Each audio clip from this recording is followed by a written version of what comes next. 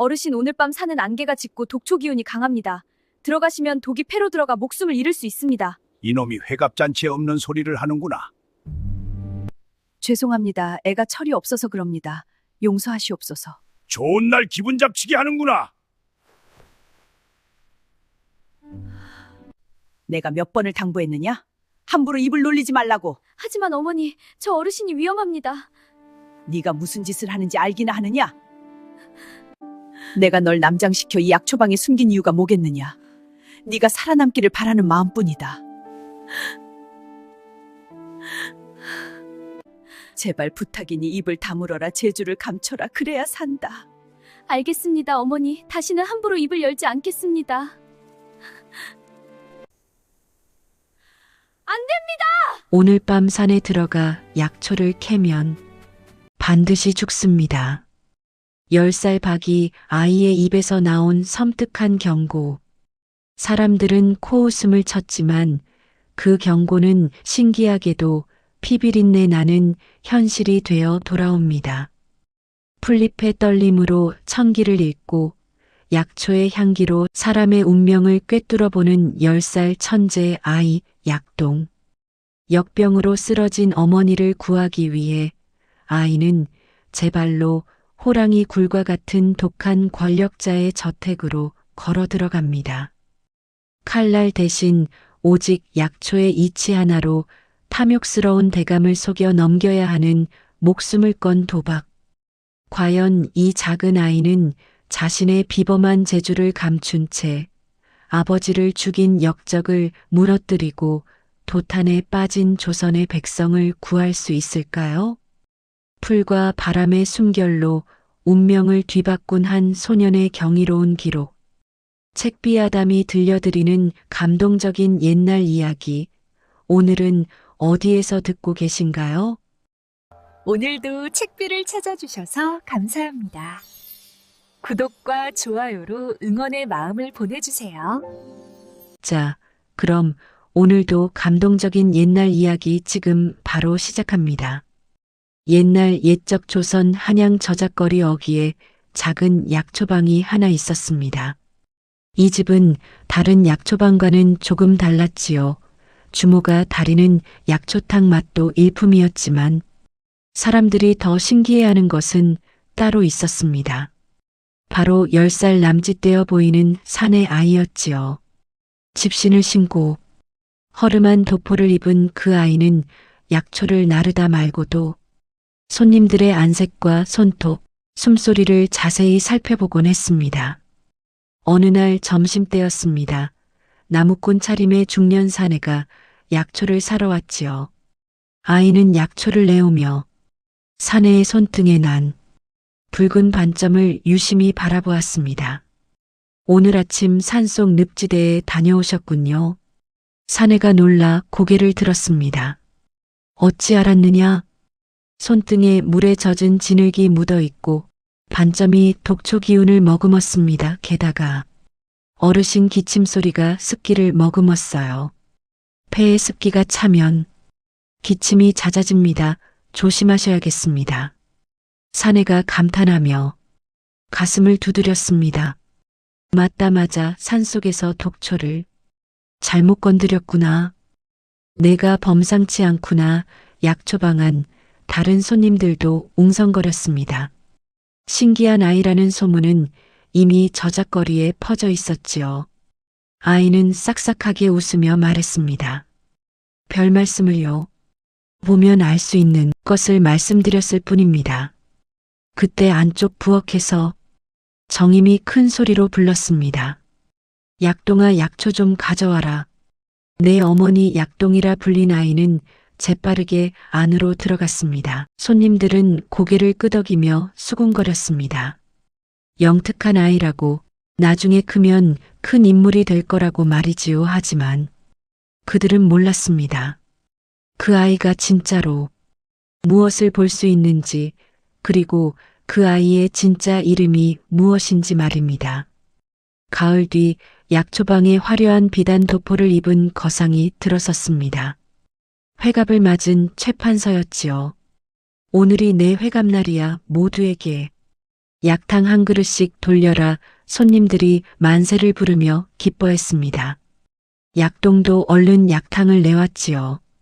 최 판서는 흥에 겨워 말했습니다. 오늘 저녁 산으로 약초를 캐러 갈 것이야. 친지들과 함께 큰 잔치를 벌일 터이니. 그 순간 약동의 눈빛이 변했습니다. 아이는 최 판서를 자세히 살펴보았지요. 얼굴이 창백하고 손톱에 푸른 기운이 돌며 숨결에 미세한 도끼가 스며 있었습니다. 약동은 조심스럽게 입을 열었습니다. 혹시 어르신은 오늘 밤 산에 들어가실 생각이십니까? 오, 어찌 알았느냐? 맞다, 약동의 표정이 굳어졌습니다. 오늘 밤 산에 들어가지 마십시오. 뭐라고? 어르신 몸에 이미 습독이 쌓여 있습니다. 오늘 밤 산은 안개가 짙고 독초 기운이 강합니다. 들어가시면 독이 폐로 들어가 목숨을 잃을 수 있습니다. 최 판서의 얼굴이 붉어졌습니다. 이놈이 회갑 잔치에 없는 소리를 하는구나. 정임이 황급히 달려와 약동의 입을 막았습니다. 죄송합니다. 애가 철이 없어서 그럽니다. 용서하십시오. 최 판서는 코웃음을 치며 일어났습니다. 좋은 날 기분 잡치게 하는구나. 그렇게 최 판서는 약초방을 나섰습니다. 정임은 약동을 끌고 안으로 들어가 혼을 냈지요. 내가 몇 번을 당부했느냐? 함부로 입을 놀리지 말라고. 하지만 어머니, 저 어르신이 위험합니다. 조용히 해라. 내가 무슨 짓을 하는지 알기나 하느냐? 약동은 고개를 떨구었습니다. 하지만 가슴속 불안은 가시지 않았지요. 해가 기울 무렵이었습니다. 약초방 문이 벌컥 열리며 온몸이 진흙과 독초로 범벅이 된 최 판서가 비틀거리며 들어왔습니다. 살았다, 살았어. 손님들이 모두 놀라 일어났습니다. 최 판서는 떨리는 목소리로 말했습니다. 산속에서 갑자기 안개가 짙어지더니 독초를 잘못 밟았소. 다들 쓰러졌는데 나는 간신히 기어 내려왔소. 사람들이 웅성거렸습니다. 약동의 말이 맞아떨어진 것이지요. 최 판서는 비틀거리며 약동 앞으로 다가왔습니다. 내 말을 듣지 않아. 혼줄이 났어. 너의 말이 모두 옳았다. 약동은 황급히 손을 내저었습니다. 아닙니다. 저는 그저 풀과 바람의 이치를 읽었을 뿐입니다. 그날 밤 저작거리에는 새로운 소문이 퍼졌습니다. 약초방에 약초의 숨결을 읽는 아기 도사가 있다는 소문이었지요. 정임은 밤새 잠을 이루지 못했습니다. 두려움이 현실이 되어가고 있었습니다. 정임은 약동을 골방으로 끌고 들어갔습니다. 문을 굳게 닫고 나서야 정임은 떨리는 목소리로 말했습니다. 약동아, 아니 서준아. 약동의 본명을 부르는 순간 아이의 얼굴도 굳어졌습니다. 내가 몇 번을 당부했느냐? 절대 남들 앞에서 약초의 이치를 말하지 말라고. 어머니, 하지만 그분은 정말 위험했습니다. 그래서 어쩌자는 거냐? 정임의 목소리가 높아졌습니다. 그러나 이내 힘없이 주저앉으며 눈물을 흘렸지요. 너의 아비가 어찌 돌아가셨는지 잊었느냐? 약초를 잘못 다루어 권세가의 미움을 사서 역적으로 몰려 죽임을 당했단 말이다. 약동의 눈시울이 붉어졌습니다. 정임은 떨리는 손으로 아이의 어깨를 붙잡았습니다. 너의 아비 서의원은 이 나라에서 손꼽히는 약초명인이었다. 하지만 그 재주가 무슨 소용이었느냐? 결국 누군가의 미움을 사서 온 집안이 풍비박산났다. 너마저 잃을 뻔했단 말이다. 내가 널 남장시켜 이 약초방에 숨긴 이유가 뭐겠느냐? 내가 살아남기를 바라는 마음뿐이다. 제발 부탁이니 입을 다물어라. 재주를 감춰라. 그래야 산다. 정임은 약동을 끌어안고 한없이 울었습니다. 그 눈물이 얼마나 뜨거웠던지 약동의 가슴까지 타들어가는 것만 같았지요. 약동은 정임의 등을 토닥이며 작은 목소리로 말했습니다. 알겠습니다. 어머니 다시는 함부로 입을 열지 않겠습니다. 하지만 약동의 마음 한구석에는 의문이 남아 있었습니다. 아버지는 정말 잘못을 저지른 것일까? 아니면 누군가에게 억울하게 누명을 쓴 것은 아닐까? 그날 밤 약동은 좀처럼 잠들지 못했습니다. 어둠 속에서 돌아가신 아버지의 얼굴을 떠올렸지요. 그리고 마음속으로 다짐했습니다. 언젠가 진실을 밝혀내겠다고 말입니다. 약동이 정임에게 다짐한 지 나흘이 지났습니다. 아이는 약속을 지키려 했었지요. 손님들이 약초를 물어도 저는 그저 심부름꾼일 뿐입니다라며 웃어 넘겼습니다. 하지만 이미 퍼진 소문은 걷잡을 수 없었습니다. 저작거리를 넘어 북촌까지 약초도사의 이야기가 번져나갔지요. 어느 날 아침이었습니다. 약동이 약초방 처마 밑에서 약을 말리고 있는데 갑자기 까마귀 떼가 날아와 처마에 앉았습니다. 10마리가 넘는 까마귀들이 모두 북쪽을 향해 울고 있었습니다. 이상하다. 까마귀가 떼를 지어오는 것은 누군가의 죽음을 알리는 징조인데 약동의 등에서 식은땀이 흘렀습니다. 그때 저작거리 쪽에서 말발굽 소리가 들려왔습니다.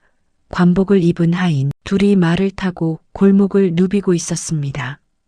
약초를 잘 보는 아이가 있다고 들었다. 어디 있느냐? 사람들이 수군거리며 손가락으로 이곳저곳을 가리켰습니다. 약동은 재빨리 몸을 숨겼지요. 정임이 황급히 밖으로 나와 하인들을 막아섰습니다. 무슨 일이십니까? 조대감 댁에서 나왔다. 약초를 잘 보는 아이를 찾고 있으니 당장 내놓아라. 조대감 그 이름을 듣는 순간 정임의 얼굴이 새하얘졌습니다. 저희 집에는 그런 아이가 없습니다.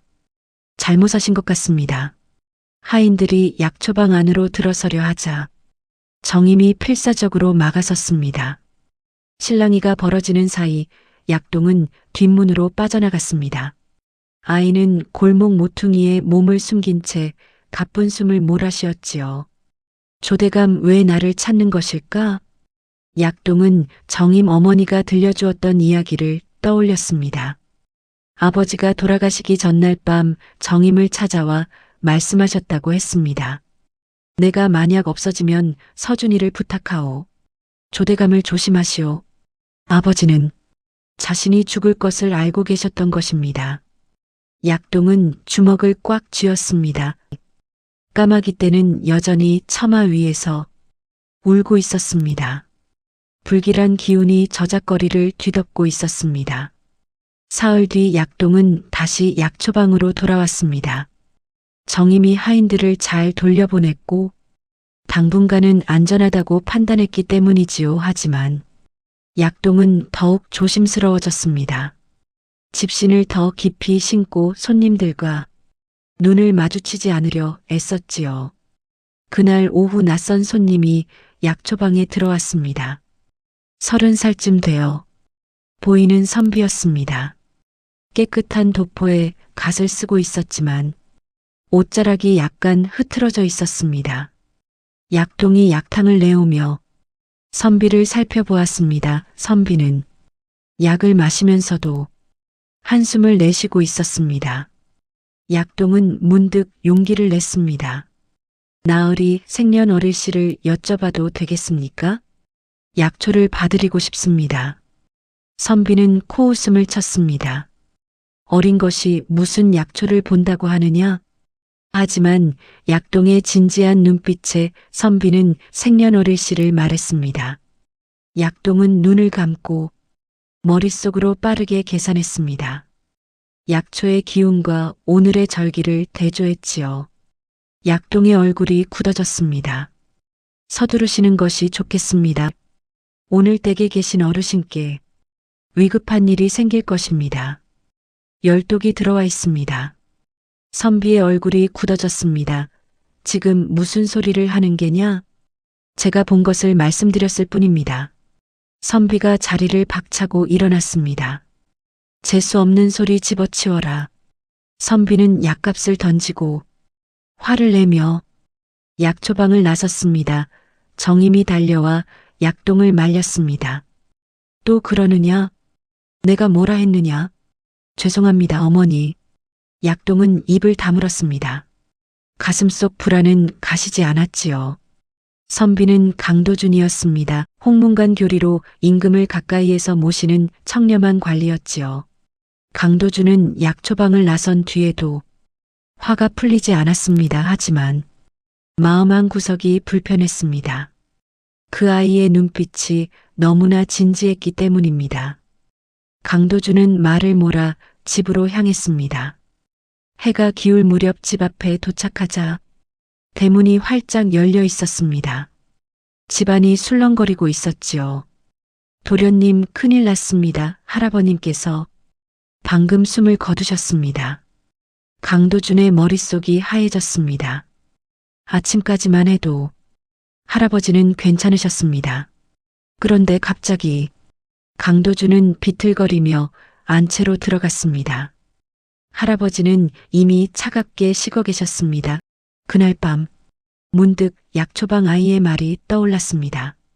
댁에 계신 어르신께 열독이 들어와 있습니다. 그 아이는 어떻게 알았을까요? 장례를 치른 지 사흘째 되던 날 강도준은 다시 약초방을 찾았습니다. 약동은 약을 말리고 있었지요. 강도준을 보자 아이는 고개를 숙였습니다. 저번에는 무례했습니다. 강도준이 입을 열었습니다. 아니다. 내가 화를 낸 것을 사과한다. 약동이 고개를 들었습니다. 강도준은 아이를 똑바로 바라보며 물었습니다. 어찌 알았느냐? 내 할아버님께서 돌아가실 것을. 약동은 잠시 망설이다 담담히 대답했습니다. 나으리의 생년월일씨를 보았을 뿐입니다. 나으리의 사주에 열독 기운이 있었고 오늘의 절기와 맞물려 댁 어르신께 흉사가 있을 징조였습니다. 약초만으로 그것을 알 수 있단 말이냐? 약초는 하늘과 땅의 이치입니다. 생년월일씨와 절기를 계산하면 그 사람에게 다가올 기운이 보입니다. 강도준은 전율했습니다. 이 아이는 보통 아이가 아니었습니다. 10살밖에 되지 않았지만 그 눈에는 세상을 꿰뚫어 보는 힘이 담겨 있었지요. 너의 이름이 무엇이냐? 약동이라 합니다. 약동, 앞으로 자주 찾아오겠다. 강도준은 그렇게 말하고 약초방을 나섰습니다. 그는 알지 못했습니다. 이 만남이 자신의 운명을 완전히 바꿔놓을 것이라는 사실을 말이지요. 그 무렵 한양 북촌의 큰 저택에서는 음산한 모임이 열리고 있었습니다. 이조판서, 조익형의 방이었지요. 촛불 하나만이 어둠을 밝히고 있었습니다. 조대감은 책상 위에 펼쳐진 의서를 노려보고 있었습니다. 그의 얼굴은 일그러져 있었습니다. 왕의 기운이 아니라고? 나에게 왕의 기운이 없다고? 그는 주먹으로 책상을 내리쳤습니다. 10년 전이었습니다. 당시 약초 명인이었던 서의원에게 자신의 체질을 보인 적이 있었지요. 조대감은 자신이 왕이 될 상이라고 확신했습니다. 하지만 서의원은 고개를 저었습니다. 대감의 체질에는 권세가 있으나 용상에 오를 기운은 없습니다. 그 말을 듣는 순간 조대감의 가슴에 불이 붙었습니다. 결국 조대감은 서의원을 모함했습니다. 역병을 퍼뜨린다는 누명을 씌워 죽였지요. 그리고 그의 모든 기록을 없앴습니다. 하지만 문제가 있었습니다. 서의원만큼 약초의 이치를 정확히 읽을 수 있는 사람이 없었던 것입니다. 조대감은 자신의 체질을 왕의 기운으로 바꿔줄 명의가 필요했지요. 그때 문이 열리며 신복 하인이 들어왔습니다. 대감마님, 소식을 가져왔습니다. 말해보거라. 저작거리에 약초를 잘 보는 아이가 있다고 합니다. 소문이 자자합니다. 아이라고? 예, 10살 남짓한 산내 아이라고 합니다. 약초방에서 일을 거둔다는데 그 재주가 보통이 아니라 합니다. 조대감의 눈이 번뜩였습니다. 더 알아보거라. 그 아이가 누구인지 어디서 왔는지. 하인이 물러가고 조대감은 다시 의서를 들여다보았습니다. 10살짜리 아이라 혹시 그 아이가 살아있는 것은 아니겠지. 조대감은 고개를 저었습니다. 서의원 집안은 모두 풍비박산 났습니다. 살아남은 사람이 있을 리 없었지요. 하지만 가슴 한 구석이 불편했습니다. 조대감의 명령이 떨어진 지 이틀 뒤였습니다. 새벽녘 약초방 문을 두드리는 소리가 요란하게 울렸습니다. 문 열어라. 관가에서 나왔다. 정임이 황급히 문을 열자 포졸 선봉이 들이닥쳤습니다. 누구를 찾으시는 겁니까? 주모, 정임이 내가 아니냐? 혹세무민의 죄로 너를 잡아들인다. 정임의 얼굴이 하얘졌습니다. 이것은 함정이었습니다. 약동을 잡아내기 위한 미끼였습니다. 약동이 안방에서 뛰어나왔습니다. 어머니, 약동아 안 돼. 포졸들이 정임의 팔을 붙잡았습니다. 정임은 필사적으로 약동을 향해 소리쳤지요. 도망가라. 어서 도망가. 어머니, 놓으세요. 제 어머니를 놓으라고요. 약동이 포졸에게 달려들었지만 한 포졸이 아이를 밀쳐냈습니다. 약동은 바닥에 넘어졌지요. 이 애는 그냥 심부름꾼일 뿐이다. 데려갈 것 없다. 포졸들은 정임을 끌고 나갔습니다. 정임은 끌려가면서도 약동을 돌아보았습니다. 도망가거라 약동아. 멀리 도망가. 절대 잡히면 안 된다. 어머니. 약동이 울부짖으며 뛰어나갔지만 이미 포졸들은 정임을 수레에 태우고 떠나고 있었습니다. 약동은 바닥에 주저앉아 눈물을 흘렸습니다. 이웃들이 하나둘 모여들었지만 아무도 나서지 못했지요. 관가의 일에 백성들이 어찌할 수 없었습니다. 약동은 떨리는 손으로 눈물을 닦았습니다. 아이의 눈에는 두려움 대신 결연한 빛이 서려 있었지요. 조대감, 당신이 원하는 것은 나다. 어머니는 미끼일 뿐이다. 약동은 일어섰습니다. 도망갈 수는 없었습니다. 도망가면 정임이 죽을 것이기 때문입니다. 하지만 조대감에게 잡혀가는 것도 죽음을 의미했지요. 약동은 한 사람을 떠올렸습니다. 강도준이었습니다. 나으리라면 혹시 나를 도와주실까? 하지만 문제가 있었습니다. 약동은 강도준이 어디 사는지 몰랐습니다. 다만 홍문관 교리라는 것만 알 뿐이었지요. 약동은 집신을 신고 약초방을 나섰습니다. 홍문관 근처 골목을 헤맸습니다. 해가 중천에 떴을 무렵 주막 하인에게 물어 강도준의 집을 찾아냈습니다. 북촌 동쪽 끝 소박한 기와집이었지요. 약동은 뒷담을 넘어 집 안으로 들어갔습니다. 사랑채 뒤편 골방에 몸을 숨겼습니다. 해가 질 무렵 강도준이 돌아왔습니다. 누구냐? 강도준이 골방 문을 벌컥 열었습니다. 나으리, 제발 저를 숨겨주십시오. 약동의 눈에서 눈물이 흘러내렸습니다. 아이는 떨리는 손으로 집신을 벗고 도포를 풀었습니다. 머리가 풀어지며 길게 따은 머리카락이 드러났습니다. 약동은 검은 끈을 풀고 품속에서 낡은 붉은 댕기를 꺼내 머리에 묶었습니다. 저는 사내가 아닙니다. 저는 서준이라고 합니다. 돌아가신 서의원의 딸입니다. 서준의 목소리가 떨렸습니다. 조대감이 저를 찾고 있습니다. 어머니를 잡아갔습니다. 제발 저를 숨겨주십시오. 강도준이 숨을 죽였습니다. 10살짜리 사내 아이라고 생각했던 약동이 사실은 소녀였고 10년 전 역병을 퍼뜨린다는 누명으로 죽임을 당한 서의원의 딸이었지요. 너의 아버지 서의원은 역병을 퍼뜨린 역적으로 알려져 있다. 역병이 아닙니다. 아버지는 억울하게 죽으셨습니다. 조대감이 아버지를 죽였습니다. 서준이 울먹이며 소리쳤습니다. 강도준은 긴 한숨을 내쉬었습니다. 조대감의 이름을 듣는 순간 그의 마음이 움직였지요. 조익형, 이조판서이자 권력에 굶주린 자라는 소문이 자자했습니다. 나으리 제발입니다. 사흘만 저를 숨겨주십시오. 강도준은 한참을 고민했습니다. 하지만 그는 정의로운 선비였습니다. 좋다. 하지만 조건이 있다. 진실을 밝혀라. 너의 아버지가 정말 억울하게 죽었다면 그 증거를 찾아내야 한다. 그래야 내가 너를 도울 명분이 생긴다. 서준이 고개를 끄덕였습니다. 알겠습니다.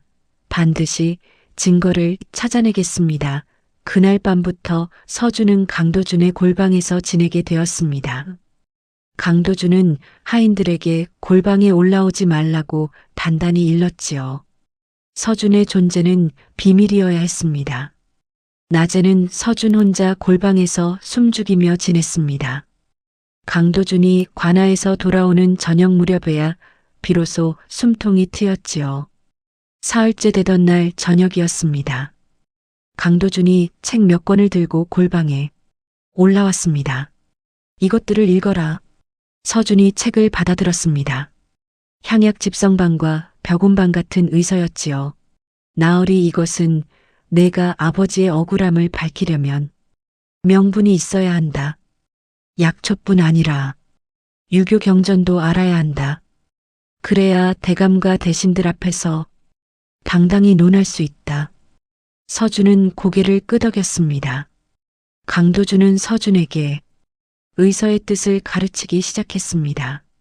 서준은 이미 아버지에게 글을 배워 한자를 읽을 줄 알았지만 깊은 의학 이치는 처음이었지요. 다행히 서준은 총명했습니다. 한번 배운 것은 잊지 않았습니다. 며칠이 지나자 서준이 입을 열었습니다. 나으리, 이제 제가 나으리께 가르쳐드려도 되겠습니까? 뭘 가르친다는 게냐? 약초를 말입니다. 강도준은 코웃음을 쳤습니다. 약초 같은 미신을 내가 왜 배워야 하느냐? 미신이 아닙니다. 약초는 하늘과 땅의 이치를 담은 학문입니다. 서준은 강도준 앞에 앉았습니다. 나으리의 생년월일씨를 알려주십시오. 강도준은 반신반의하며 자신의 체질을 말했습니다. 서준은 눈을 감고 잠시 생각에 잠겼습니다. 머릿속에서 무언가가 빠르게 돌아가는 것 같았지요. 나으리는 목에 기운이 강합니다. 나무처럼 곱고 꺾이지 않는 성품이시지요. 하지만 금의 기운이 약합니다. 그래서 때로 융통성이 부족하시고 고집이 세십니다. 강도준의 눈이 커졌습니다. 또한 나으리의 체질에는 물이 적습니다. 물은 기운을 순환시키지요. 그래서 나으리는 평생 청렴하게 사실 부자는 되지 못하나 떳떳하게 사실 것입니다. 이것이 약초로 알 수 있는 것이냐? 약초는 숫자입니다. 생년월일씨를 기운으로 풀어내면 그 사람의 성품과 운명이 보입니다. 강도준은 놀라움을 감추지 못했습니다. 약초가 단순한 민간요법이 아니라 자연의 학문이라는 것을 깨달았지요. 너의 아버지 서의호는 대단한 분이셨구나. 얘 아버지는 평생 향약 집성방을 연구하셨습니다. 그리고 제게 모든 것을 가르쳐 주셨지요. 강도준은 잠시 망설이다 물었습니다. 그런데 정임과 너의 아버지는 어떤 관계였느냐? 정임 어머니는 전에 무당이셨습니다. 아버지께서 약초를 연구하실 때 가르침을 주고받으셨다고 들었습니다. 제 친어머니께서는 제가 태어난 지 얼마 되지 않아 병으로 돌아가셨습니다. 그런데 어느 날 정임 어머니는 신기를 잃으셨다고 합니다. 그 뒤로 무당을 그만두시고 약초방을 열었지요. 아버지께서 돌아가시기 전에 부탁하신 분이 정임 어머니였습니다. 그랬구나. 강도준은 서준의 어깨를 토닥였습니다. 내가 반드시 내 아버지의 억울함을 밝혀주마. 약속한다. 강도준은 서준을 도우려 애썼습니다. 관아에서 은밀히 서의원의 재판 기록을 찾아냈지요. 저녁 무렵 강도준이 낡은 문서 뭉치를 가지고 골방에 왔습니다. 이것이 너의 아버지의 재판 기록이다. 서준은 떨리는 손으로 문서를 받아들었습니다. 10년 만에 보는 아버지의 흔적이었지요. 촛불을 켜고 서준은 문서를 한 장 한 장 읽어내려갔습니다. 눈물이 흘렀지만 참았습니다. 한참을 읽던 서준의 손이 멈췄습니다. 나얼이 이상합니다. 서준이 문서들을 펼쳐 놓았습니다. 역병을 퍼뜨렸다는 날이 4월 보름해시입니다. 그런데 같은 시각에 아버지가 대궐에서 임금님께 상소를 올렸다고 되어 있습니다. 한 사람이 같은 시각에 두 곳에 있을 수는 없습니다. 강도준의 눈빛이 변했습니다. 게다가 증인 3명의 진술이 서로 다릅니다. 강도준은 문서를 자세히 살펴보았습니다. 이것은 조작된 기록이다. 조대감이 거짓 증거를 만든 것입니다. 아버지는 역병을 퍼뜨린 적이 없습니다. 강도준이 주먹을 불끈 쥐었습니다. 이것으로 내 아버지의 누명을 벗길 수 있다. 하지만 조대감은 이조판서다. 권세가 하늘을 찌른다.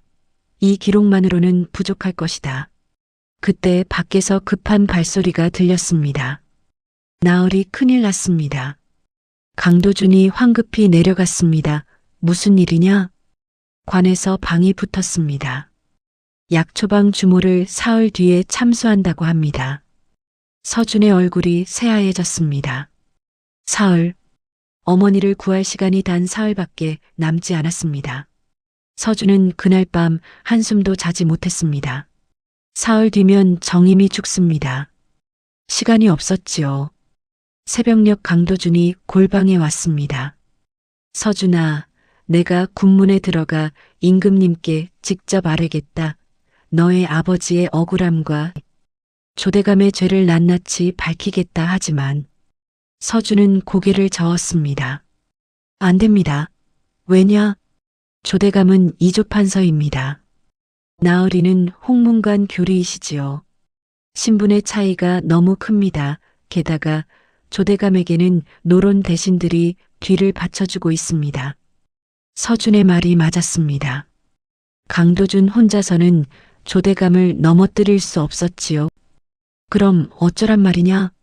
이대로 손 놓고 있을 수는 없지 않느냐? 서준은 한참 동안 말이 없었습니다. 촛불이 타 들어가는 소리만 방 안에 울렸지요. 그리고 마침내 입을 열었습니다. 제가 조대감을 찾아가겠습니다. 뭐라고? 강도준이 벌떡 일어났습니다. 미쳤느냐? 그것은 스스로 호랑이굴로 들어가는 것이다. 다른 방법이 없습니다. 조대감이 원하는 것은 저입니다. 저를 미끼로 어머니를 구해야 합니다. 안 된다. 내가 잡히면 너도 죽고 너의 어머니도 죽는다. 서준은 강도준의 손을 꽉 잡았습니다. 나얼이 제게는 재주가 있습니다. 약초의 이치를 읽는 재주 말입니다. 그것이 무슨 소용이냐? 조대감이 저를 찾는 이유는 무엇이겠습니까? 자신의 체질을 왕의 기운으로 바꿔줄 사람이 필요한 것입니다. 서준의 눈빛이 빛났습니다. 저는 조대감에게 그가 원하는 말을 해주겠습니다. 당신이 왕이 될 체질이라고 말입니다. 그리고 거사 날짜를 태결해 주겠습니다. 그래서 하지만 그 날짜는 함정입니다. 조대감이 절대 성공할 수 없는 날을 골라주는 것입니다. 강도준의 눈이 커졌습니다. 너는 조대감을 속이려는 것이냐? 예, 그리고 나얼이께서는 그 날짜에 맞춰 광군을 준비해 주셔야 합니다. 조대감이 역모를 일으키는 순간을 잡는 것입니다. 강도준은 숨이 막혔습니다. 10살 소년의 입에서 이런 치밀한 계획이 나오다니 믿기지 않았지요. 너무 위험하다. 만약 조대감이 계략을 눈치챈다면 그럴 리 없습니다. 조대감은 욕심에 눈이 멀었습니다. 제가 해주는 말을 믿을 것입니다. 서준은 결연한 표정으로 말했습니다. 나얼이, 저는 10살입니다. 하지만 아버지의 딸입니다. 아버지께서 제게 물려주신 재주로 아버지의 원수를 갚고 어머니를 구하겠습니다. 강도준은 더 이상 말릴 수 없었습니다. 서준의 눈에는 두려움이 아닌 불타는 의지가 담겨 있었습니다. 좋다. 하지만 한 가지 약속해라. 위험하다 싶으면 즉시 도망쳐라. 너의 목숨이 가장 소중하다. 알겠습니다. 동이 트기 시작했습니다. 서준은 다시 약동으로 돌아갔습니다. 집신을 신고 검은 끈으로 머리를 묶었지요. 붉은 댕기는 품속 깊이 감췄습니다. 어머니 기다리세요. 제가 반드시 구해드리겠습니다. 이틀 뒤 서준은 조대감의 저택으로 향했습니다. 강도준이 만류했지만 소용없었지요. 서준의 결심은 확고했습니다. 나으리, 저를 믿어주십시오. 위험하면 즉시 도망쳐라. 약속했지. 알겠습니다. 서준은 집신을 신고 저택 앞에 섰습니다. 크고 위험 있는 대문이었지요. 문지기가 서준을 내려다보았습니다. 여긴 함부로 들어올 곳이 아니다. 썩 물러가거라. 대감마님께 전해주십시오. 약초를 보는 아이가 찾아왔다고 말입니다. 문지기의 눈이 커졌습니다.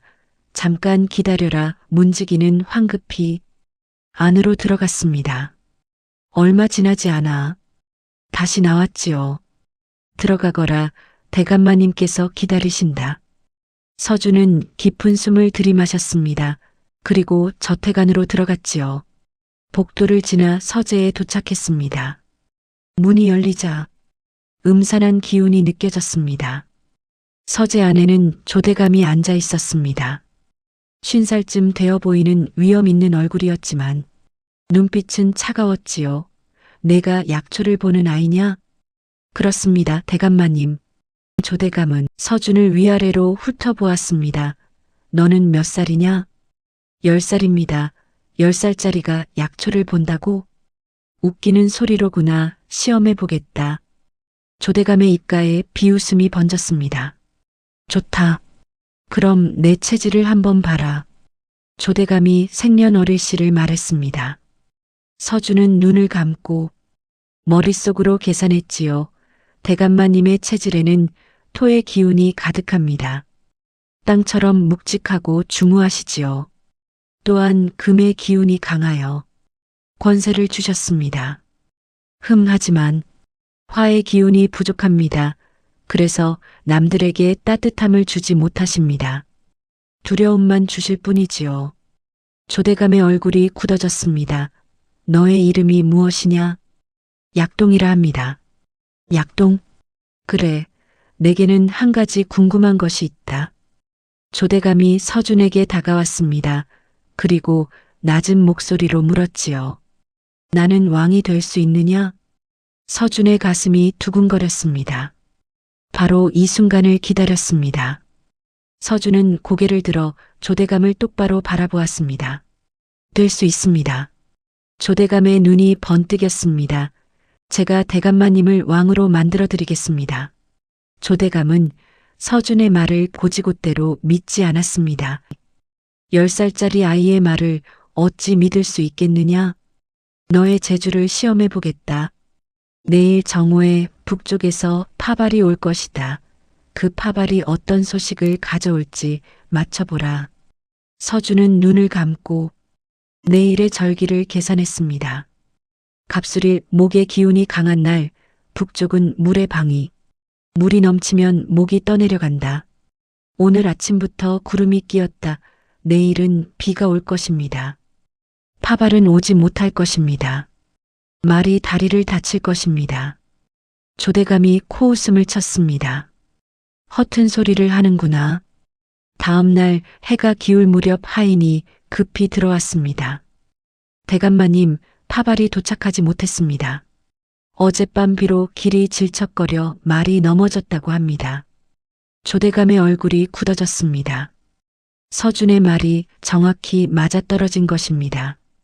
너는 정말 하늘의 이치를 읽는구나. 조대감은 서준 앞으로 다가왔습니다.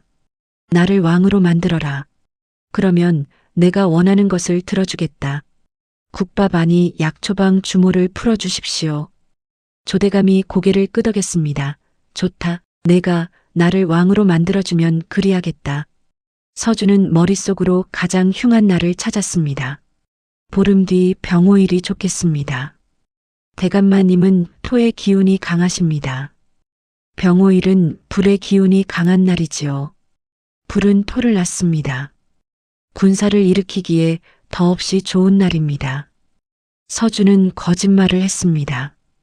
병호일은 천충지충일 모든 일이 어그러지는 가장 흉한 날이었습니다. 특히 역병 기운이 극에 달하는 날이었습니다. 좋다. 보름 뒤 병호일에 거사를 일으키겠다. 함정은 완성되었습니다. 조대감이 말했습니다. 너는 이제부터 이 저택에서 지내거라. 거사 때까지 내가 필요하다. 하인이 서준을 작은 방으로 안내했습니다. 창문에는 쇠창살이 쳐져 있었지요. 서준은 감옥에 갇힌 것이나 다름없었습니다. 사흘이 지났습니다. 서준은 조대감의 저택에 갇혀 지내고 있었습니다. 창살 너머로 하늘을 바라보며 서준은 구름의 움직임을 살폈습니다. 구름이 점점 두터워지고 있었지요. 마당 한쪽에서는 개미들이 높은 곳으로 이사를 가고 있었습니다. 하늘에서는 제비들이 낮게 날고 있었지요. 서준은 속으로 중얼거렸습니다. 개미는 비가 오는 것을 미리 안다. 집이 물에 잠길까? 높은 곳으로 옮기는 것이지. 제비들이 낮게 나는 것은 벌레들이 낮은 곳으로 내려왔기 때문이다. 습기가 많으면 벌레의 날개가 무거워져 낮게 날게 되는 법이다. 습기가 많다는 것은 곧 비가 온다는 뜻이다. 서준은 밤마다 하늘의 별을 세며 날씨를 예측했습니다. 보름 뒤면 장마가 시작될 것입니다. 병호일은 폭우가 쏟아질 것입니다. 5째 되던 날 정임이 조대감의 저택을 찾아왔습니다. 약동이를 만나게 해주십시오. 어미가 자식을 걱정하는 것이 인지상정 아니겠습니까? 조대감은 잠시 생각하다가 허락했습니다. 어차피 아이는 저택에 갇혀 있으니 걱정할 것이 없었지요. 잠깐만 만나게 해주마. 정임은 서준이 있는 곳으로 안내되었습니다. 두 사람은 서로를 끌어안고 울었지요. 약동아, 아니, 서준아 괜찮으냐? 어머니 걱정 마세요. 저는 괜찮습니다. 서준은 정임의 귀에 대고 속삭였습니다. 강도준 나으리를 찾아가십시오. 보름 뒤 병호일이라고 전해주십시오. 병호일 그날이 바로 조대감을 잡을 날입니다. 정임은 고개를 끄덕였습니다. 곧 하인이 와서 둘을 떼어 놓았습니다. 정임은 뒤를 돌아보며 저택을 나섰지요. 그리고 곧장 강도준을 찾아갔습니다. 나으리 서준이가 전합니다. 보름 뒤 병호일이라고요. 강도준이 고개를 끄덕였습니다. 알겠습니다. 그날 군을 준비하겠습니다. 강도준은 곧바로 군문으로 들어가 임금께 모든 것을 아뢰었습니다. 조대감의 역모 계획과 서준의 계략을 낱낱이 했지요. 임금은 진노했습니다. 조익형 그놈이 감히 과인을 넘보다니. 병호일에 군을 동원하여 역적을 잡아들이라. 명을 받들겠습니다. 모든 준비가 끝났습니다. 이제 남은 것은 하늘이 서준의 예측대로 움직여주는 것뿐이었습니다. 보름이 지났습니다. 드디어 병호일이 밝았습니다. 새벽부터 하늘이 어두웠습니다. 먹구름이 하늘을 뒤덮고 있었지요. 조익형 대감은 군사들을 모았습니다. 수백 명의 사병들이 저택 마당에 도열했습니다. 모두 칼과 조총으로 무장하고 있었지요. 오늘이 바로 그날이다. 하늘이 나를 왕으로 만드는 날이다. 조대감이 외쳤습니다. 군사들도 함성을 질렀지요. 서준은 창문 너머로 그 광경을 지켜보고 있었습니다. 가슴이 두근거렸습니다. 제발 하늘이 제 예측대로 움직여 주십시오. 조대감이 말에 올라탔습니다. 군사들도 대열을 갖추었지요. 출발한다. 궁궐로 향하라. 그 순간이었습니다. 천둥 소리가 하늘을 갈랐습니다. 그리고 비가 내리기 시작했습니다. 처음에는 몇 방울이었지만 순식간에 폭우로 변했지요. 하늘이 갈라지는 듯한 비였습니다. 쏟아지는 것이 아니라 퍼붓는 것이었습니다. 군사들이 당황했습니다. 조대감도 말 위에서 비를 맞으며 하늘을 올려다보았지요. 걱정 마라. 조금 있으면 그칠 것이다. 계속 진군하라. 하지만 비는 그치지 않았습니다. 오히려 더욱 거세게 쏟아졌지요. 땅은 순식간에 질척거리기 시작했습니다. 말들이 진흙탕에 빠져 제대로 걷지 못했습니다. 대감마님, 조총의 심지가 젖었습니다. 불을 붙일 수가 없습니다. 화약도 적고 있습니다. 군사들이 아우성쳤습니다. 조대감의 얼굴이 새하얗게 질렸습니다. 이럴 수가, 약동이 그놈이 길이리라 하지 않았느냐? 그때였습니다. 멀리서 북소리가 들려왔습니다. 군이었습니다. 강도준이 이끄는 수백 명의 금군이 저택을 포위하고 있었지요. 역적 조익형? 임금님의 명을 받들어 너를 잡으러 왔다. 강도준이 말 위에서 외쳤습니다. 조대감의 군사들은 이미 전의를 잃었습니다. 비에 젖어 떨고 있었고 무기도 쓸 수 없었지요. 항복하라. 항복하는 자는 죽이지 않겠다. 강도준의 외침에 군사들이 하나 둘 무기를 버리기 시작했습니다. 조대감은 이를 갈았습니다. 이놈들 감히 나를 배신하느냐? 하지만 소용없었습니다. 이미 대세는 기울었지요.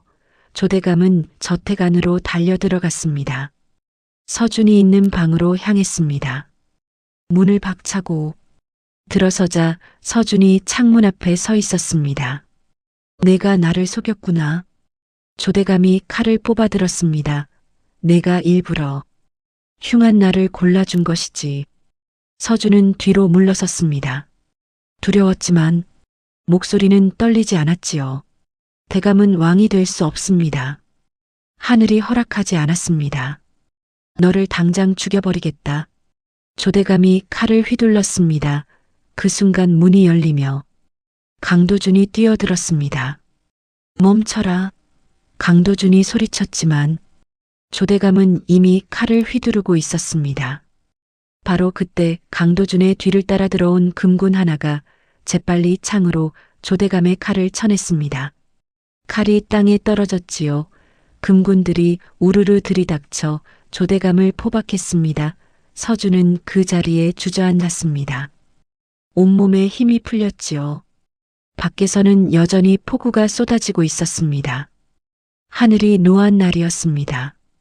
조대감은 포박당한 채 바닥에 무릎을 꿇었습니다. 비에 젖은 옷에서 물이 뚝뚝 떨어졌지요. 서준은 천천히 일어섰습니다. 강도준이 다가와 서준이 어깨에 손을 얹었습니다. 괜찮으냐? 예, 나으리. 서준은 조대감 앞으로 걸어갔습니다. 10살 소년이 포박당한 대감을 내려다보는 모습이었지요. 하늘은 결코 당신 같은 자에게 왕자를 내어주지 않습니다. 당신의 체질에 있는 것은 용상이 아닙니다. 스스로 파놓은 무덤뿐입니다. 조대감이 이를 갈며 서준을 노려보았습니다. 이놈 감히 나를 속였구나. 저는 약동이가 아닙니다. 서준입니다. 서의원의 딸입니다. 조대감의 얼굴이 굳어졌습니다. 10년 전 당신이 죽인 서의원, 그분이 저희 아버지입니다. 아버지는 진실을 말씀하셨습니다. 하지만 당신은 그 진실을 받아들이지 못하고 아버지를 죽였습니다.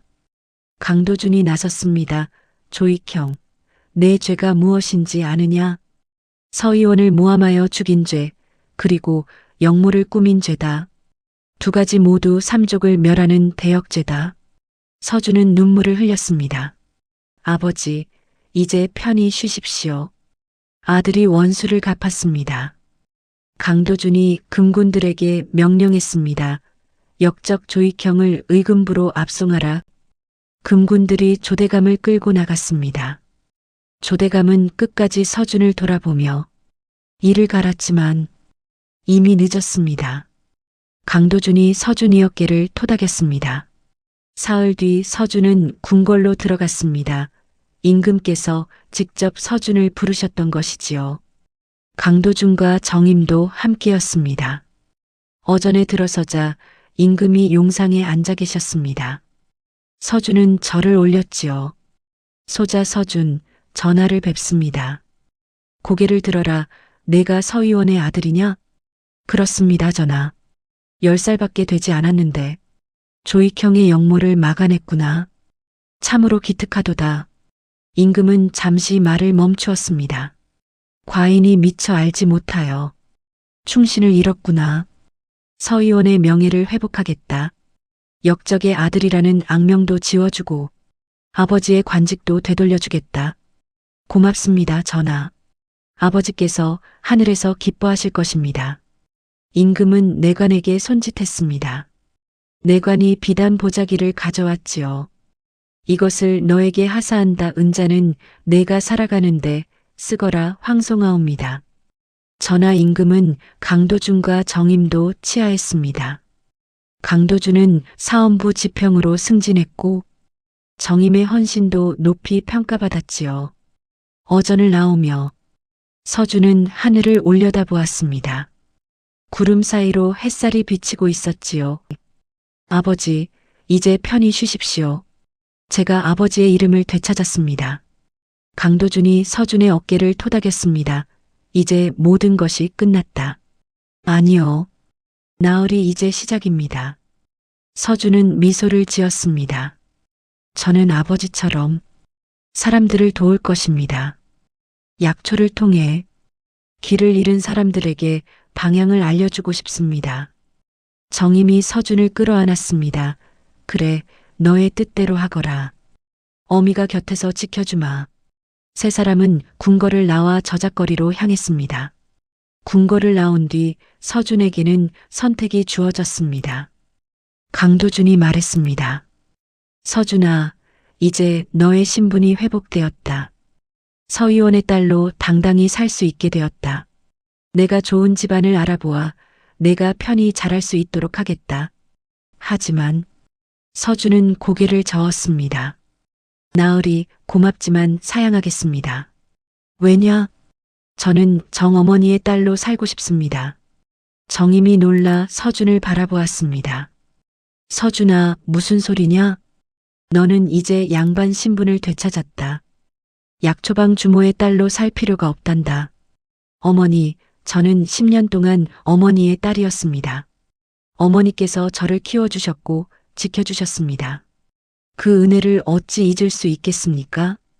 서준은 정임의 손을 꽉 잡았습니다. 저는 어머니 곁에서 살고 싶습니다. 약초방에서 사람들을 도우며 살고 싶습니다. 정임의 눈에서 눈물이 흘렀습니다. 정임은 서준을 꼭 끌어안았습니다. 강도준도 조용히 미소를 지었지요. 좋다.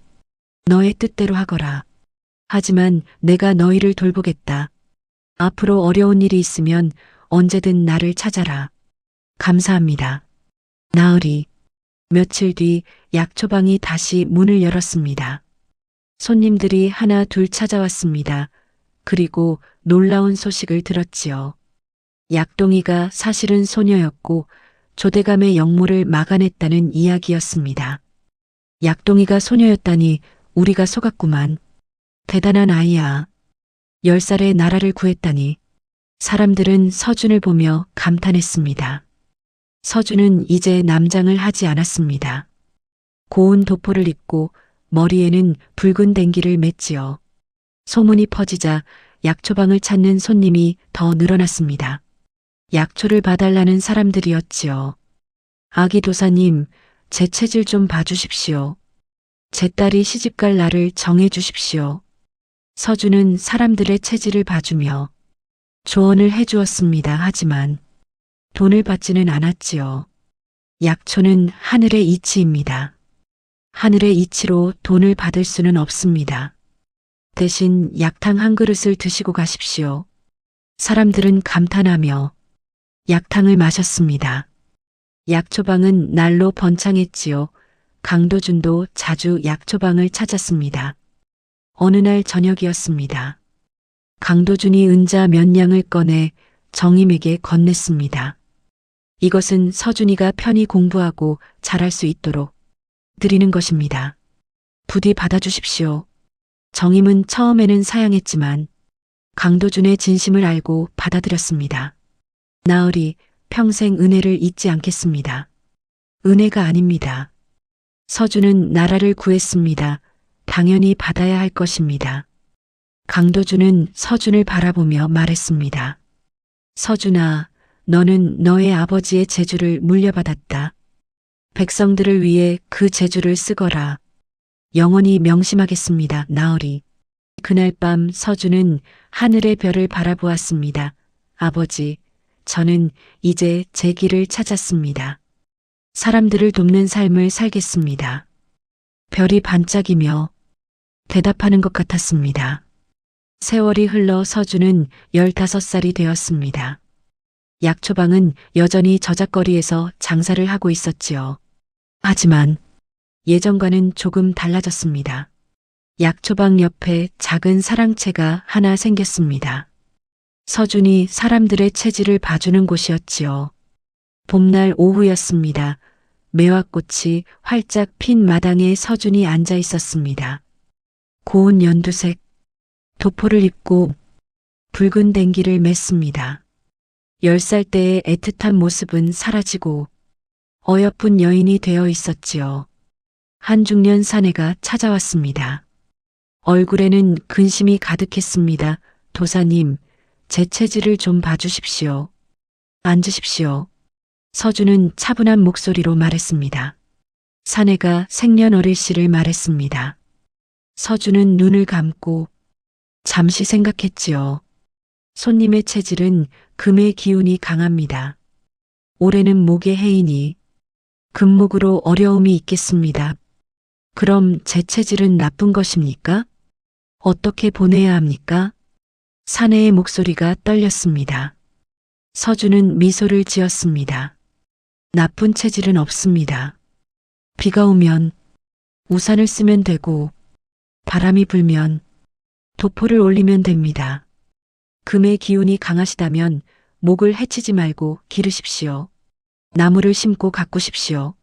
그러면 올해도 무탈하게 지나실 것입니다. 사내의 얼굴이 밝아졌습니다. 그리고 무엇보다 중요한 것은 손님의 마음입니다. 약초는 하늘이 정해놓은 길이 아닙니다. 손님이 걸어갈 길의 지도일 뿐이지요. 어느 길로 갈지는 손님이 정하는 것입니다. 고맙습니다. 도사님, 마음이 한결 가벼워졌습니다. 사내는 절을 하고 돌아갔습니다. 서준은 매화나무를 바라보았습니다. 꽃이 바람에 흩날리고 있었지요. 마당 저편에서 정임이 약탕을 끓이고 있었습니다. 구수한 냄새가 바람에 실려왔습니다. 대문이 열리며 강도준이 들어섰습니다. 나으리 오셨습니까? 서준아, 오늘도 손님들이 많았느냐? 예, 아침부터 끊이지 않았습니다. 강도준은 흐뭇하게 웃었습니다. 아버지께서 하늘에서 기뻐하고 계실 것이다. 나으리 덕분입니다. 아니다. 모두 너의 덕이다.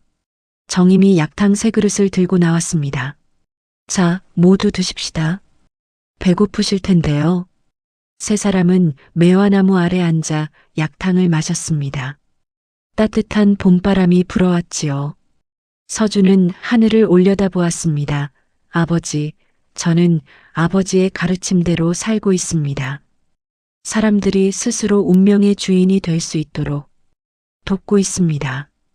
매화꽃잎이 떨어져 서준의 어깨에 앉았습니다.